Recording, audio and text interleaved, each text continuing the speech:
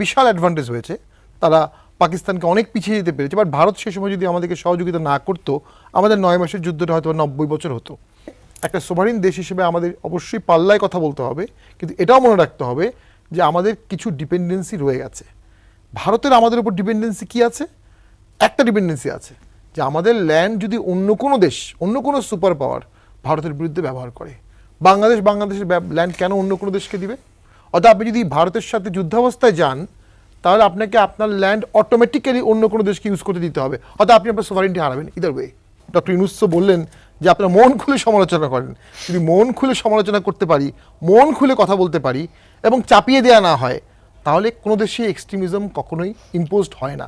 Barrister Shamim Haider Patwari, আপনার কাছ থেকে উর্দুতে একটা প্রবাদ আছে, পিনা কালি বাহানা চাইয়ে। সে মদ খাবেই, কিন্তু বাহানা হচ্ছে মদ না খেলে তার ঘুম হয় না। তো ভারতও এরকমই বাহানা খুঁজতেছে, নানা ইস্যুতে কথা বলছে এই বিষয়গুলো। আর আমাদের পররাষ্ট্র উপদেষ্টা তিনি বিস্মিত কিংবা অবাক হয়েছেন। এই বিস্মিত এবং অবাক হওয়ার মধ্যেই কি সীমাবদ্ধ থাকবে, নাকি আমাদের সার্বভৌমত্ব রক্ষায় আরো শক্ত কোনো প্রতিবাদ হওয়া দরকার? আমাদের সার্বভৌমত্বকে এই মুহূর্তে এক স্টেক, মানে আমাদের ল্যান্ড কি কোনোভাবে ইন্ডিয়া গ্র্যাব করছে অ্যাট দ্য মোমেন্ট? না, এটা মোমেন্ট না। বাট ভারত বাংলাদেশ খুব ডেলিকেট একটা ইস্যু।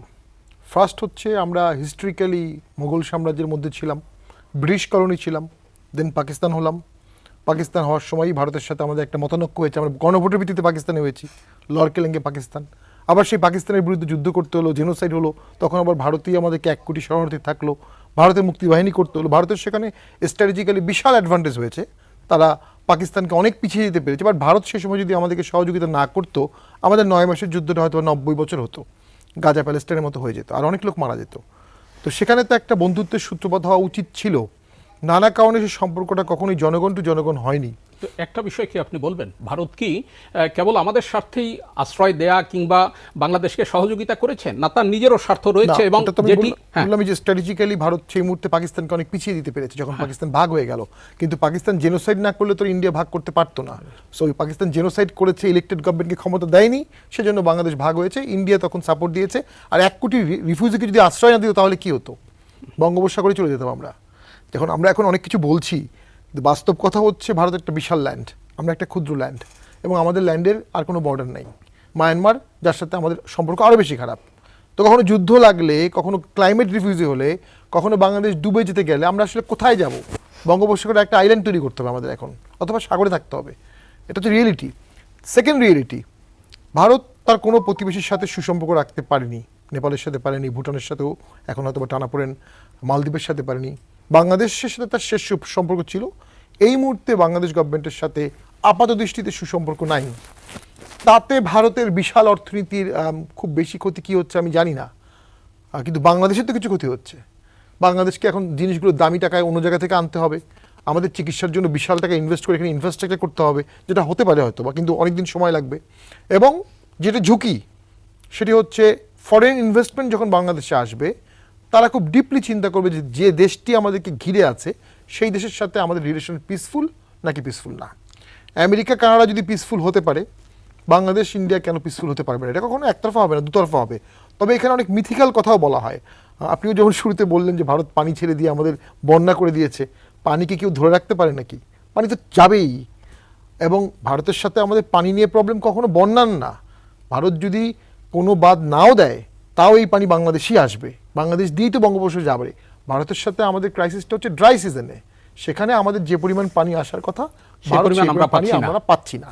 ওইটার এগেনস্টে আমাদের ভয়েস রেজ করা প্রয়োজন। এখন ভারতের সাথে সম্পর্কটা কীরকম হবে? যুদ্ধাবস্থা, আগ্রাসী, মানে ভারত দুটো কথা বললে আমাদের দুটো বলতে হবে, ভারত বর্ডার ক্লিন করলে আমরা বর্ডার ক্লিন করব, এটা কিন্তু বাস্তবসম্মত না। আমাদেরকে ভারতের সাথে কখনোই নতজানু হওয়া যাবে না। তবে একটা সোভারিন দেশ হিসেবে আমাদের অবশ্যই পাল্লায় কথা বলতে হবে, কিন্তু এটাও মনে রাখতে হবে যে আমাদের কিছু ডিপেন্ডেন্সি রয়ে গেছে। ভারতের আমাদের উপর ডিপেন্ডেন্সি কি আছে? একটা ডিপেন্ডেন্সি আছে যে আমাদের ল্যান্ড যদি অন্য কোনো দেশ, অন্য কোনো সুপার পাওয়ার ভারতের বিরুদ্ধে ব্যবহার করে, বাংলাদেশের ল্যান্ড কেন অন্য কোনো দেশকে দিবে? অর্থাৎ আপনি যদি ভারতের সাথে যুদ্ধাবস্থায় যান, তাহলে আপনাকে আপনার ল্যান্ড অটোমেটিক্যালি অন্য কোনো দেশকে ইউজ করতে দিতে হবে, অর্থাৎ আপনি আপনার সোভারেন্টি হারাবেন ইদার ওয়ে। যে সোভারেন্টির জন্য আপনি ভারতকে হস্টেল যাবেন বা যুদ্ধে যাবেন, It is a very critical equation and we all handle it much emotionally and politically. আপনি ভারত বিরোধী কথা বললে আপনি তীব্র জনপ্রিয়তা পাবেন, হই দেবে মানুষ, ভোট বাড়বে, কিন্তু বাস্তবতায় দেখা গেছে জিয়াউর রহমান কিন্তু ভারতে গেছে এবং জিয়াউর রহমানকে কিন্তু ভারত সেই সময় বলেছিল স্বাধীনতার বীর ঘোষক মোবারকজি দেশের সময়। সেই সময় একটা মজার ঘটনা ঘটেছিল যে যখন প্লেন থেকে নেমেছিল ঠান্ডার সময়, খালেদা জিয়া তার ব্ল্যাঙ্কেট আনেনি বা শাল আনেনি, তখন একজন ওখানে শাল ইনস্ট্যান্টলি দিয়ে দিল। পরের দিন পত্রিকায় আসলো যে বাংলাদেশের একজন দেশপ্রেমিক সৈনিকের স্ত্রীর শাল পর্যন্ত নাই। তো ভারতে একটা বাস্তবতা যেটাকে চট করে অ্যাভয়েড করা যায় না। তবে একটা সোভারিন দেশ হিসেবে আমাদের অবশ্যই নিজের দেশের স্বার্থ, নিজের দেশের সোভারেন্টি, নিজের দেশের সেফটি সিকিউরিটি ভারতের সাথে সমানে সমানে পাল্লায় নেগোশিয়েট করতে হবে। সেটা আমরা পারি না। কেন পারি না? বিকজ আমাদের ফরেন পলিসি কখনোই এক না। যেটা রুমিন ফারহানা বললেন, শেখ হাসিনাকে আশ্রয় দেওয়ার আগে অল পার্টি একত্রিত হয়ে নিজেরা রুদ্ধতার বৈঠক করেছে, এবং যখন জয়শঙ্কর ভারতের ফরেন মিনিস্টার শেখ হাসিনা ইস্যুতে বা বাংলাদেশ ইস্যুতে একটা বক্তব্য দিলেন, যে বক্তব্যটা অনেকেই ওই পার্লামেন্টে অপোজ করতে পারতো, কিন্তু যেহেতু তারা আগেই কনসেনসাস নিয়েছে তারা অপোজ করেনি, এবং এই কারণেই ভারতের ফরেন পলিসি এক থাকে। আমাদের ফরেন পলিসিটা ABCD হয়ে গেছে। আরেকটা ব্যাপার আছে, ভারতে কিছু মিথিক্যাল ব্যাপার আছে। যেমন ভারত অনেক দিন বাংলাদেশকে মিনি পাকিস্তান বলতো, ভারত অনেক দিন বাংলাদেশকে এক্সট্রিমিস্ট বলতো। বাংলাদেশের মধ্যে যে এক্সট্রিম উদারতন্ত্র ইনক্লুশন আছে, এটা থেকে সুফিজমের দেশ, বুদ্ধিস্ট একটা ফিলোসফির দেশ, এটাতে চাইলেই ইসলামিস্ট বা আফগানিস্তান হবে না, করা যাবে না, ভারতের অনেকে এটা বিশ্বাস করে না। অনেকেই মনে করে আওয়ামী লীগ আছে, প্রগতিশীল আছে, আওয়ামী লীগ নাই, প্রগতিশীল নাই।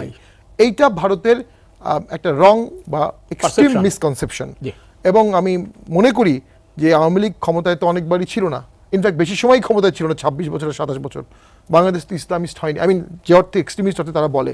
এবং শাহেদ সাহেব সাংবাদিক, তার সাথে রাহুল গান্ধীর যে ছোট্ট কনভারসেশন, সেখানেও রাহুল গান্ধী বাংলাদেশ এক্সট্রিম হবে এমন একটি কনসার্ন জানালেন। বাংলাদেশ এক্সট্রিম হবে যদি বাংলাদেশের মানুষ এক্সট্রিম চায়। বাংলাদেশের মানুষ তো এক্সট্রিমিজম চায় না, আর যদি কেউ এক্সট্রিমিজম চাপিয়ে দিতে চায় সেটা তো বাংলাদেশে কখনোই থাকবে না। যদি গণতন্ত্র থাকে, মত প্রকাশের স্বাধীনতা থাকে, যেটা নিয়ে আমি কনসার্ন, অ্যাট দ্য মোমেন্টে মত প্রকাশের স্বাধীনতা নাই, তাহলে এক্সট্রিমিজম কিভাবে হবে?